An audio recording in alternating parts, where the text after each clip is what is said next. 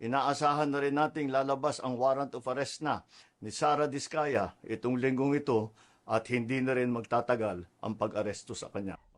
Kasunod ng anunsyong yan ni Pangulong Bongbong Marcos, voluntaryong sumuko sa headquarters ng NBI sa Pasay City ang kontraktor na si Sara Diskaya kasama ang kanyang abogado at kaanak. Naka-face mask si Diskaya nang dumating sa NBI. Bantay sarado siya ng mga ahente nito. Ayon sa source ng GMA Integrated News, nagpahiwatig ng pagsuko si Diskaya sa isang regional officer ng NBI na siya nag-facilitate ng kanyang pagsuko. Naharap sa kasong malversation of public funds at paglabag sa Anti-Graft and Corrupt Practices Act si Diskaya at siyam na iba pa dahil sa manong flood control project sa Davao Occidental na nagkakahalaga ng halos 100 milyong piso. Proyekto ito ng St. Timothy Construction Corporation, isa sa mga kumpanya ng pamilya Diskaya. Naniniwala naman siya sa legal processes dito, ano? Nadamay kasi siya rito kasi nga doon sa medyo nagkalito-lito ng sagot niya kasi sa sobrang pagod, pressure, puyat. Actually, itong project na to sa Digos, tapos na ito, hindi ito ghost project. Ayon sa isa pa naming source, hinihintay nilang ang paglabas ng warrant of arrest laban kay Diskaya.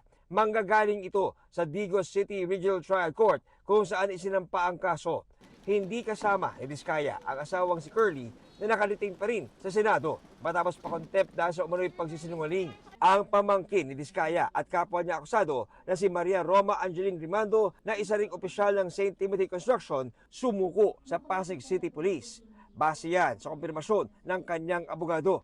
Ayon naman kay Pangulong Marcos, 8 opisyal ng DPWH na kinasuhan dahil sa kaparehong proyekto ang nagpasabing nais na rin nilang sumuko sa NBI. Ngayong linggo, sabi ni Assistant Ombudsman Miko Clavano, posibleng may maisampa sila ulit na kaso sa Sandigan Bayan. It's possible, but we go with the strength of the cases. Kung meron tayong makitang ebidensya na ang proponent mismo ang kumuha ng pera, siya mismo ang tumanggap ng pera, mas madaling i-prove po yun.